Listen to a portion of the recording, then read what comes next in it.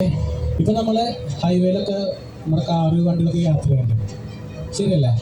അപ്പം നമ്മുടെ ഈ വെള്ളത്തിലും ഒരു പാതയുണ്ട്, അറിയാമോ? ദേശീയ ജലപാത. നിങ്ങളുടെ ലെഫ്റ്റ് സൈഡിൽ കാണാൻ ഒരു ഗ്രീൻ ഇൻഡിക്കേറ്റർ കിടക്കുന്നുണ്ടോ വെള്ളത്തിന് മേലെ? റൈറ്റ് സൈഡിലേക്ക് ഒരു റെഡ്. ഇതാണ് നമ്മുടെ ദേശീയ ജലപാത. അത് കോട്ടപ്പുറം തുടങ്ങി കൊല്ലം വരെ നീണ്ടു നിവർന്ന് കിടക്കുന്നൊരു പാതയും കൂടിയാണ്. അതുപോലെ തന്നെ നമ്മുടെ സ്റ്റാർട്ട് ചെയ്തിരുന്നത് മറൈൻ ഡ്രൈവിൽ നിന്നാണ്. അത് ഏകദേശം 2.4 കിലോമീറ്റർ ലെങ്ത് ഉണ്ട്.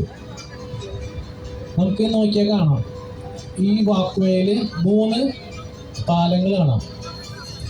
ആ അറ്റത്ത് കാണുന്നത് ഒരു കെട്ടുവെള്ളം പോലത്തെ ഡിസൈനിലൊരു പാലം. കുറച്ചും കൂടി സെൻറ്ററിലേക്ക് ഒരു മഴവില്ലിൻ്റെ ഡിസൈനിൽ കാണുന്നുണ്ട്. ചേച്ചി നേരെ നേരെ നേരെ കണ്ടോ? ഞാൻ ലാസ്റ്റ് വൺ അവിടെ കുറച്ച് നീങ്ങുമ്പോൾ കാണാം ഒരു ചീനവല്ല മോഡല്. അപ്പോൾ ഇതാണ് മറൈൻ ഡ്രൈവ് വാക്ക് വേ. ഇതിനൊരു വേറൊരു പേരിലും അറിയപ്പെടുന്നുണ്ട്, APJ അബ്ദുൽ കലാം മാർഗ്. അങ്ങനെ ഒരു പേര് കൂടി വരുന്നുണ്ട്. നമ്മൾ കറങ്ങി വന്നത് ഗോൾഘാട്ടി പാലസിൻ്റെ സൈഡിൽ കൂടെയാണ്. കുറച്ച് ബാക്കിലായി പോയി നമ്മുടെ. അത് ഡച്ചുകാർ 18ാം നൂറ്റാണ്ടിൽ കൊച്ചി രാജാവിന് സമ്മാനിച്ചൊരു പാലസും കൂടിയാണ്. അതുപോലെ തന്നെ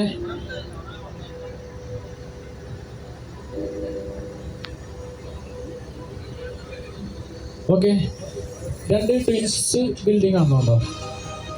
അത് കേരളത്തിലെ ആദ്യത്തെ ഒരു ഷോപ്പിംഗ് മാളാണ്. മറ്റേ ഇപ്പോഴത്തെ എസ്കലേറ്ററൊക്കെ വന്നില്ലേ, ഇപ്പം എല്ലാ മാളിലൊക്കെ ഉണ്ട്. കേരളത്തിൽ ആദ്യം വന്നത് അവിടെയായിരുന്നു, ഈ ട്വിൻസ് ബിൽഡിങ്ങിൽ, പിരമിഡിൻ്റെ ഷേപ്പിൽ കാണുന്നില്ല എല്ലാവരും. പിന്നെ ഇവിടെ ഇടയ്ക്കൊരു ദ്വീപ് കാണുന്നുണ്ടോ ചെറിയ? അത് ഇവിടെ ഒരു കാണുന്നില്ലേ, അത് ഡയമണ്ട് ഐലൻഡാണ്. ഇത് അവിടെ ഒരു പച്ച തുരുത്തി നടുക്കതേ തൊട്ടടുത്ത് തന്നെ കാണാം. ഇത് റൈറ്റ് സൈഡിലേക്ക് ഇവിടെ കുറച്ച് നീട്ട് കിടക്കുന്നുണ്ടോ, അതിനെ പറയുന്നത് ഡയമണ്ട് ഐലൻഡ് എന്നാണ്. അതായത് പെരിയാറിന് വരുന്ന വെള്ളത്തിൻ്റെ ഫോഴ്സ്, നമ്മുടെ വേമ്പനാട്ടിൽ വരുന്ന ഫോഴ്സ് ഈ ഒഴുക്കിനെ തടഞ്ഞു നിർത്തുന്നതിനറിയോ? നമ്മൾ അവിടുന്ന് തിരിഞ്ഞു കഴിഞ്ഞാൽ ഷിപ്പ് ചാനലാണ്. അത് ഡ്രഡ്ജ് ചെയ്ത് ഷിപ്പ് കയറി വരാൻ വേണ്ടിയിട്ട് ക്ലിയർ ചെയ്യിക്കുന്ന ഒരു വേയം കൂടിയാണത്.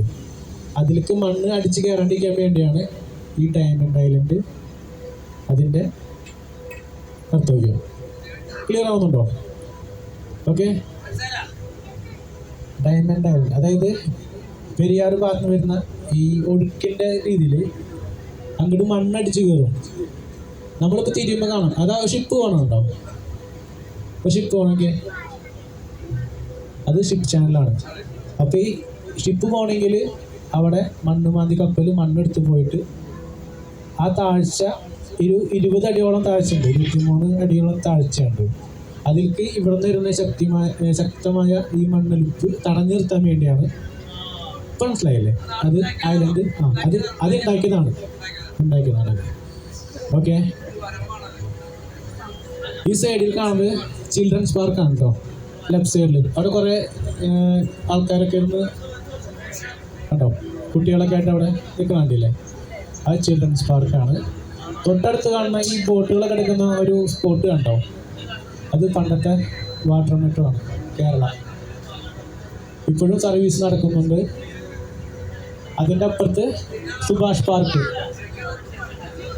കണ്ടോ. ഒത്തിരി ആൾക്കാർ ഈ സമയത്ത് നമ്മുടെ കടലിൻ്റെ ഭംഗി കാണാനും കാഴ്ചകൾ കാണാനും ഒത്തിരി ആൾക്കാർ വന്നിരിക്കുന്ന സ്ഥലം കൂടിയാണ്. കൊച്ചിക്കൊരു വേറൊരു പേരുണ്ട്, നമ്മൾ ഓമനിച്ച് വിളിക്കുന്ന പേര്, അതറിയാമോ? കൊച്ചിക്കൊരു പേരുണ്ടല്ലോ, അറബിക്കടലിൻ്റെ റാണി. ആ റാണിയുടെ കിരീടമാണ് ആ കാണുന്ന കൊച്ചിൻ ഷിപ്പ് യാർഡ്. ഇത് വലിയ ടവർ കാണുന്നുണ്ടോ? കണ്ടോ വലിയ ടവർ കാണുന്നില്ലേ, ഒരു ഓറഞ്ച് കളറിൽ? അത് വലിയൊരു ടവറാണ്. അത് 1974 ഇതിൻ്റെ വർക്ക് സ്റ്റാർട്ട് ചെയ്തത്. അതുപോലെ തന്നെ ആദ്യമായിട്ട് അവിടെ പണിതിറക്കിയ ഷിപ്പിന്റെ പേരറിയോ? ഒരു സ്ത്രീയുടെ പേരിൽ അറിയപ്പെടുന്ന ഷിപ്പാണ്, അറിയോ? ക്ലൂ തരട്ടെ? ആദ്യത്തെ ക്ലൂ റാണി. പിന്നത്തെ പേര് അതിന്റെ ബാക്കി പറയാവോ? ഒരു നടിയുടെ പേരും കൂടിയാണ്. റാണി ഗംഗാറാണില്ല, റാണി പത്മിനി. കേട്ടിട്ടുണ്ടോ? സാറിനറിയാ അല്ലേ? ഓക്കെ. പിന്നെ നമ്മുടെ ഇന്ത്യൻ നേവിയുടെ ഒരു ഷിപ്പും കൂടി അവിടെ പണിതിറക്കിയിട്ടുണ്ട്, എയർക്രാഫ്റ്റ് കാരിയർ INS വിക്രാന്ത്. അതും അവിടെ തന്നെയാണ് പണിതിറക്കിയത്.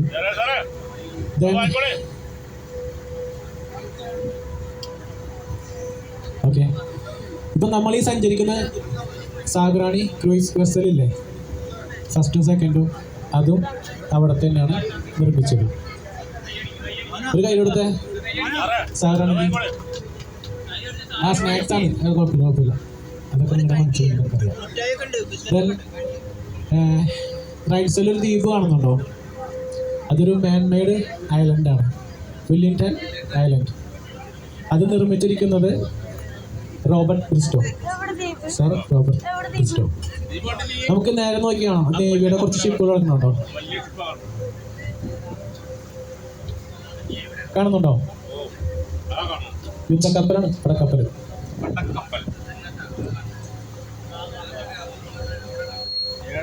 അപ്പോൾ നമ്മുടെ ഈ ഒരു ഭാഗം എന്ന് പറയുന്നത്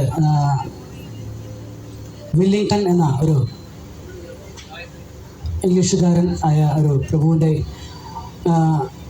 അശ്രാന്ത പരിശ്രമം കൊണ്ട് ഉണ്ടാക്കിയെടുത്ത ഒരു ലാൻഡാണ്, ഒരു മാൻ മെയ്ഡ് ലാൻഡാണ് ഈ കാണുന്ന വില്ലിംഗ്ടൺ ഐലൻഡ് എന്ന് പറയുന്നത്. ഇത് നമ്മുടെ ഈ കായലിലെ ചെളിയും മണലും മെക്കലും ഒക്കെ കോരി എടുത്ത് കൊണ്ടുപോയി ഇട്ട് നിർമ്മിച്ച ഏകദേശം 20 വർഷത്തോളം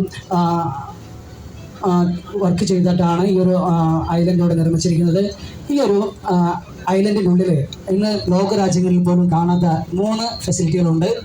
അതിൽ ഒന്ന് ഒരു വിമാനത്താവളമുണ്ട്, നമ്മുടെ നെടുമ്പാശ്ശേരി വിമാനത്താവളം. വരുന്നതിന് മുമ്പ് നമ്മൾ ഇവിടെയാണ് ആൾക്കാർ ദുബായ് മറ്റുള്ള വിദേശ രാജ്യങ്ങളിലൊക്കെ വന്ന് ഇവിടെയാണ് നമ്മൾ ഫ്ലൈറ്റിൽ ഇറങ്ങുന്നത്. രാജീവ് ഗാന്ധി ഇൻ്റർനാഷണൽ സ്റ്റേഡിയം എന്ന പേരിലായിരുന്നു അറിയപ്പെട്ടിരുന്നത്.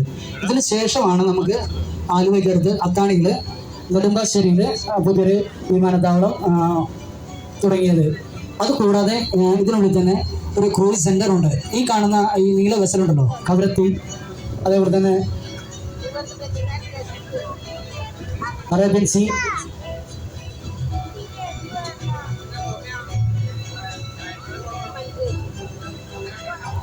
ഓക്കെ. എന്തായാലും നമുക്കൊരു ഒരു ചായ കുടിക്കണം. അപ്പോൾ എന്തായാലും ഒരു പാട്ടോട് കൂടി നമുക്ക് ഈ ഒരു യാത്ര സ്റ്റാർട്ട് ചെയ്താലോ? അപ്പോൾ നിങ്ങളിൽ നല്ല നല്ല പാട്ടുകാരുണ്ടെന്ന് പറഞ്ഞിരുന്നു. അപ്പോൾ ഇവിടെ പാടാനൊക്കെ അവസരമുണ്ട്.